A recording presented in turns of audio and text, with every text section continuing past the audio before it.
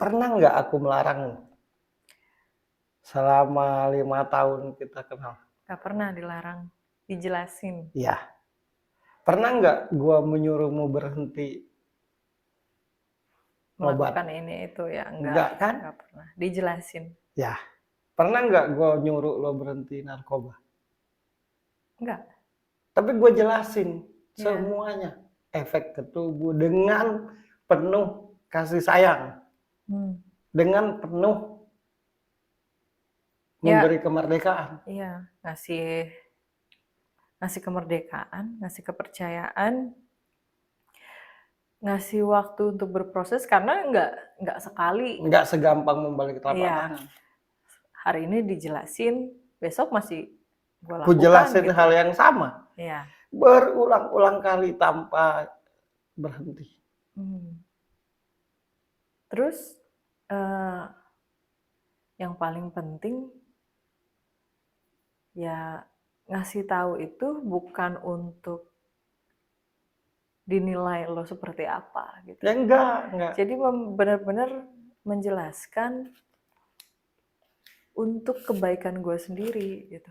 Nggak ada tendensi gue. Ya, nggak ada tendensi Sedikit pun. sama sekali. Dan itu yang paling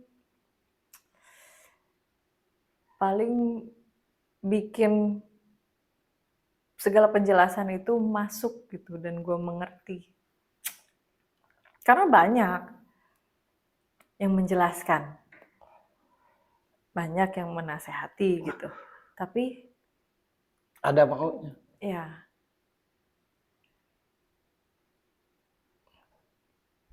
Dan orang-orang yang kena bipolar atau apapun namanya, yang dia butuhkan adalah orang-orang tulus. Jadi dua penyebab bipolar. Pertama ketertekanan, yang kedua tuntutan. Kamu harus jadi begini, tapi nanti begini ya. Iya. Ya sama. Bisa nggak sih kita nih kalau memberikan aja gitu maksudnya. Kalau menolong aja gitu. Yang harus ada tendensi itu cuma satu. Apa? Di bidang pekerjaan. Nah, harus ada tendensi. Aku ahli bikin handphone. Dan aku membuat handphone, ya hakku untuk dibayar. Tapi dalam perbuatan baik tidak boleh ada tendensi. Gitu. Dalam pekerjaan yang mesti ada tendensi. Di luar pekerjaan jangan. Tidak boleh. Jadi yang paling dibutuhkan Awkarin dan paling bisa menolong keadaan Awkarin ini kalau ada orang yang tulus. Iya, harus benar-benar tulus, harus berjiwa besar. Itu aja sih modalnya. Dan harus benar-benar sabar. Bukan harus sabar, benar-benar sabar. Lo aja deh. Ntar lo pusing oleh siapa, marahnya ke gue. Iya. Nanti kalau lo udah tenang, lo pasti ngomong, gue bukan marah sama lo ya. Nggak bisa dipaksa. Iya. Nah, kalau dibiarin, gue yang repot. Ya. Tapi giliran diminta, disuruh, dipaksa, bukan dipaksa, diminta, disuruh, nggak mau. Pokoknya kesimpulannya di dalam pekerjaan kita mesti ada tendensi. Tapi di dalam perbuatan baik itu tidak boleh. Karena yang kita perlakukan dengan baik itu akan berasa bahwa kita itu tidak tulus. Gini. Pada saat, ya gue cerita lo aja deh biar gampang ya. Ini bukan buat Awkarin aja ya. Iya, buat semua buat yang di luar mengalami sana. dan orang-orang yang ada di sekitar orang yang mengalami bipolar ini. Tapi kalimat pertamaku tuh kalau bisa. Satu, yang kedua bisa tidak bisa harus bisa. Nggak ada kalau berarti. Pada saat pertama kali gue kenal lo, lewat temanku, kemudian lo menemuin gue. Ya. Kan gue ini laki-laki yang normal. Ya, karena gue normal, jadi gue bilang lo cantik. Itu tidak munafik gue. Oke. Dan ya gue senang lah didatangi cewek cantik. Ya nggak bohong lah. Tapi yang gue ingat satu, lo datang ke gue itu untuk bertanya, untuk minta tolong atas persoalan yang lo hadapi. Lo datang ke gue itu bukan untuk ngajak gue pacaran, bukan untuk memuji-muji gue. Nah, gue pribadi itu jangan salah gitu. Nah, ini buat orang-orang yang ketika berhadapan dengan orang-orang yang seperti lo lah, seperti Awkarin tadi dan sebagainya.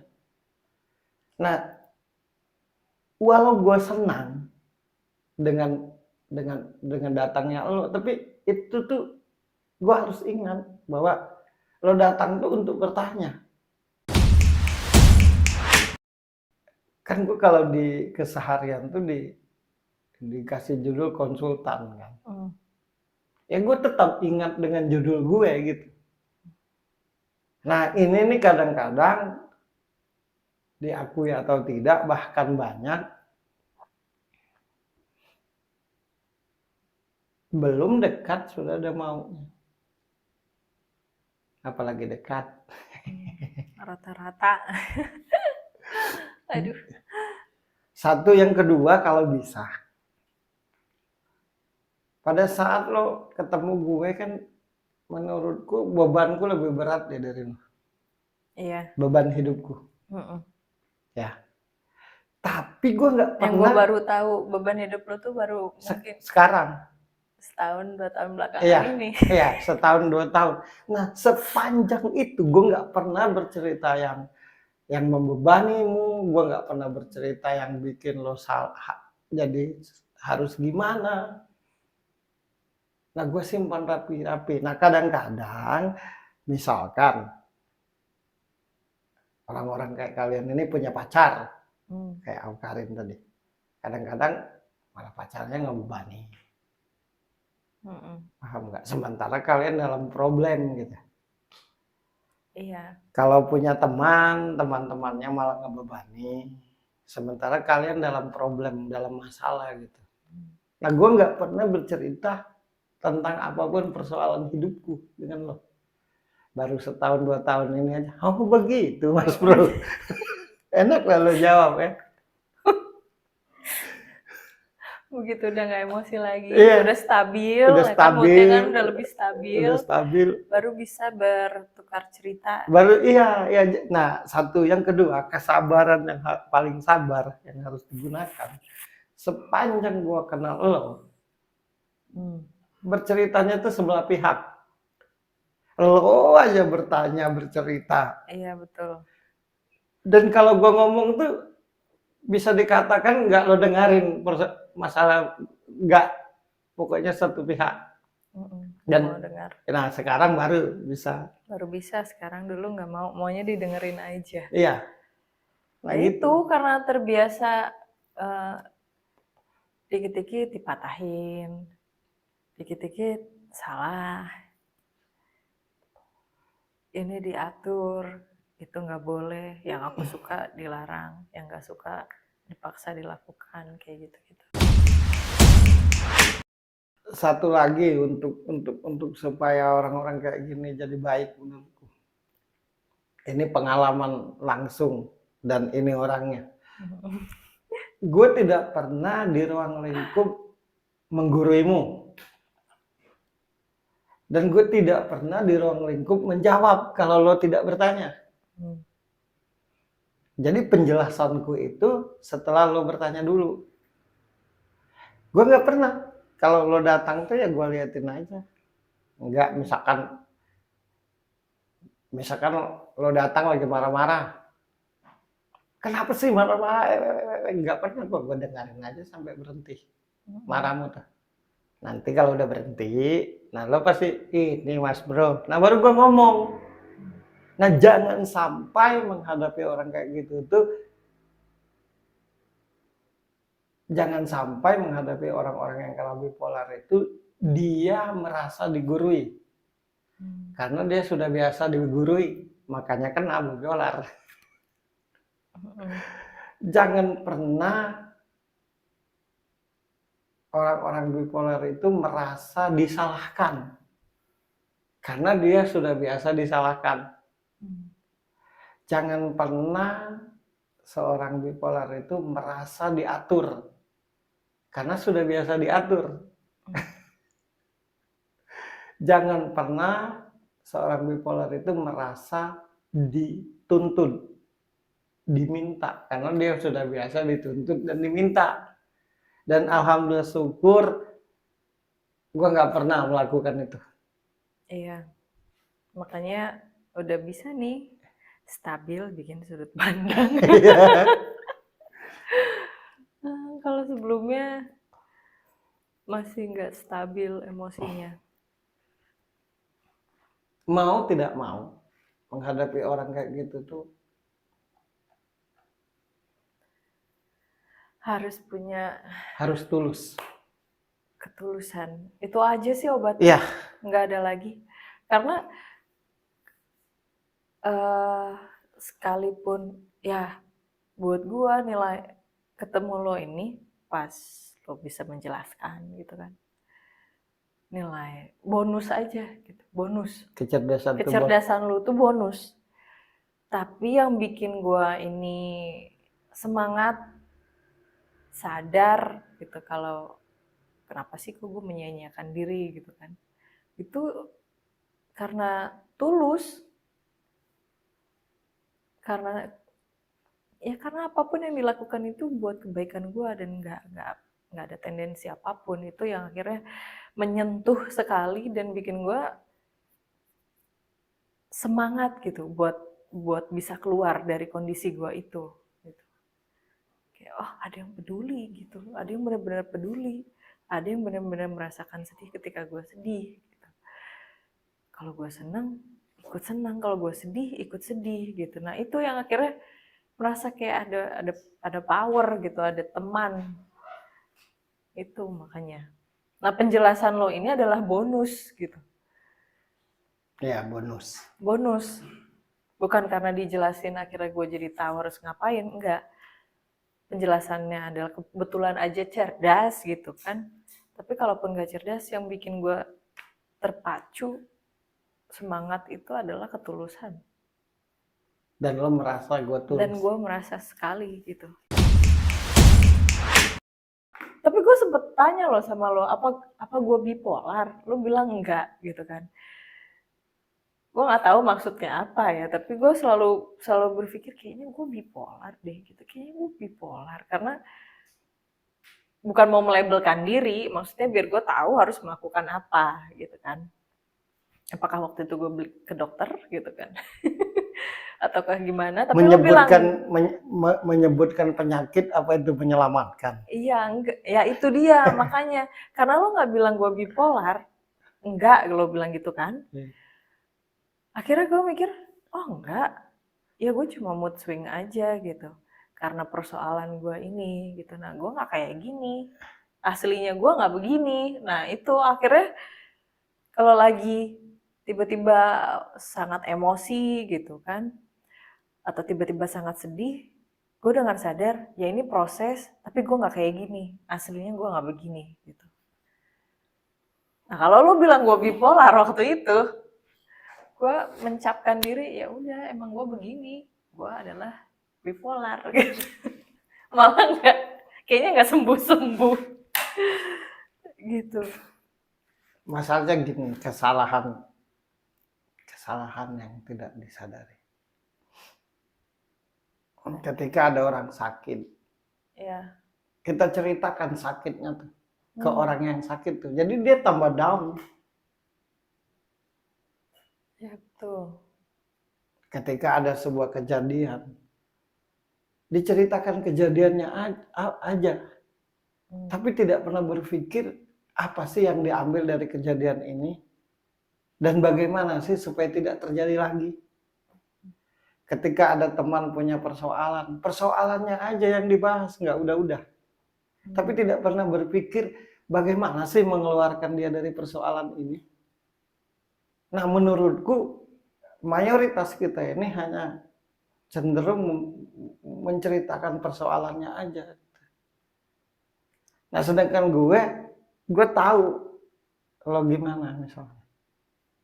Apa yang lo alami ya, yang gue pikirin gimana solusinya. Tapi intinya benar kata lo tadi, lo tidak seperti itu. Iya, itu yang ya kan berproses ya, nggak sebentar. Dan dalam berproses itu gue berhenti minum apapun karena yang gue rasakan sendiri gitu, ya gue semakin ketergantungan gitu kan, berarti tidak menyembuhkan gitu buat gue gitu dengan minum apapun itu. Ya gue stop aja. Nah selama berproses moodnya jadi naik turun itu, yang gue tanamin ya gue nggak kayak gini, ini gue lagi berproses aja dan harus gue lawan gitu dengan kesadaran penuh gitu. Yang hal apa yang lo lihat di diri gue yang paling bikin lo, karena kan tidak harus bertemu lo kan, bertemu gue kan, siapapun yang mengalami itu. Tapi gini, pada waktu itu kan orang terdekat lo gue. Betul. Nanti dulu lah bicara cerdas apa tuh. Ya. Tapi hal apa yang membuat lo jadi terpacu semangat untuk berubah? Pertama yang lo lihat dari gue. Secara tampak, bukan secara tulus, secara tampak gitu. Apakah tingkah lakuku, apakah karena aku? Karena tingkah laku lo sangat menghargai gue gitu, nggak kurang ajar gitu, walaupun laki-laki. Nah gue tidak, kan yang gue butuhkan karena gue merasa sendirian, gue butuh orang lain, ya. Siapapun itu, gue nggak tahu itu bakal jadi pacar, gue nggak tahu itu apa sekedar saudara, apa teman, pokoknya siapa aja, siapapun bentuknya yang bisa ngomong gitu kan. Kebetulan yang bisa ngomong cuma manusia kan. Kalau kambing mungkin sama kambing juga gitu. Masalahnya yang bisa ngomong cuma manusia doang. Jadi siapa aja yang bisa menemani gitu. Jadi gue nggak merasa sendirian. Gue nggak merasa kayak apapun yang gue alami ini kok kayaknya cuma gue doang gitu. Nah, waktu itu kalau misalkan perempuan nggak ada yang masuk gitu kan. Nah kalau cowok rata-rata ya tahulah kemana akhirnya jadi suka, jadi apa. Nah sementara lo ini nggak sama sekali ada tendensi apapun itu. Yang gue rasakan, gue sangat-sangat baru kali ini rasanya dihargai gitu. Dihargain, bener-bener kayak oh ini yang namanya manusia. Baru tahu gue. Terus gue baru tahu, oh gini ya rasanya diperlakukan sebagai manusia. Gitu. Akhirnya gue jadi semangat. Akhirnya gue jadi semangat gimana caranya gue jadi lebih baik dan apapun gue lewatin, yang penting gue tahu tujuannya kemana, itu aja. Ya tujuannya yang lo kasih tahu, lo sebenarnya nggak kayak gini aslinya. Karena ketidakmampuan menghadapi keadaan, akhirnya lo jadi ngambil keputusan-keputusan yang salah gitu. Nah, gue ngerasa diberikan kepercayaan, gue nggak dinilai, nggak disalahkan, jadi ya merasa berharga aja gitu hidup gue ini. Kemudian gini, kalau gue nggak salah dari semenjak kenal lo sampai detik ini, gue nggak pernah kan berubah-ubah moodnya, ceria terus. Iya, itu dia. Kalau gue nggak salah, semangat terus, gue nggak pernah tahu sedih, nggak pernah tahu, apalagi kesal nggak pernah tahu. Pokoknya semangat terus dengerin gue cerita, semangat terus menerima keadaan gue ini, tidak ada pernah berkeluh kesah gitu. Ya baru belakangan ini setelah stabil, oh ternyata tuh pas waktu itu lagi punya masalah ini gitu. Gue sampai ya ampun, betapa gue tidak sadar gitu. Karena ya stabil aja moodnya gitu, sama aja gitu, semangat aja dari terus sejak gitu awal ketemu kenal. gue tuh, iya. Karena kenapa lo harus ceritakan ini? Kan banyak yang mengalami hal seperti ini. Siapa tahu dia punya pacar kan. Iya. Siapa tahu dia punya teman. Jadi pacar dan temannya tuh mau tidak mau harus seperti itu gitu. Kalau pingin yang mengalami begini ini jadi sembuh, jadi stabil gitu. Iya, makanya nggak ada obat selain ketulusan gitu, karena dengan tulus itu apapun kondisi, apapun keadaan, apapun situasinya, dimanapun itu pasti yang dipikirin ya gimana caranya orang ini bisa sembuh gitu. Iya. Ya itu yang gue rasain, iya. Ya yang paling bikin gue sadar itu, kan gue sering banget nangis tanpa sebab ya. Datang cuma, di mana lo? Di sini. Udah tiba-tiba langsung muncul aja depan di depan pagar gitu. Terus datang nggak ada angin, nggak ada hujan, nangis. Nangis jadi-jadinya. Nah, abis itu lo nangis juga. Iya, netes air mata. Iya. Nah, baru rasanya, gue nggak pernah nih seumur-umur kalau gue nangis ada yang ikut nangis juga. Biasanya kalau gue nangis dimarahin. Kalau gue lagi masa-masanya nangis terus dimarahin. Kalau gue lagi masa-masanya sensitif marah-marah terus gue dijauhin gitu. Nah ini enggak gitu. Oh gue nangis dia ikut sedih. Gue lagi marah, ya lo diam aja gitu, didengerin. Jadi kayak merasa diterima dan aku merasa seperti manusia, bebas bisa bernafas gitu. Ya karena lo yang harus banyak cerita, kan kasusnya sama. Iya, apalagi sekarang ini banyak banget orang yang ya bilang kalau oh gue kena bipolar, oh gue bipolar gitu kan. Kena apa? Mentalnya gitu, kesehatan mentalnya tuh terganggu gitu. Dan kalau diruntut-runtutin nggak ada lagi obatnya selain ketulusan. Itu doang. Nggak ada lagi.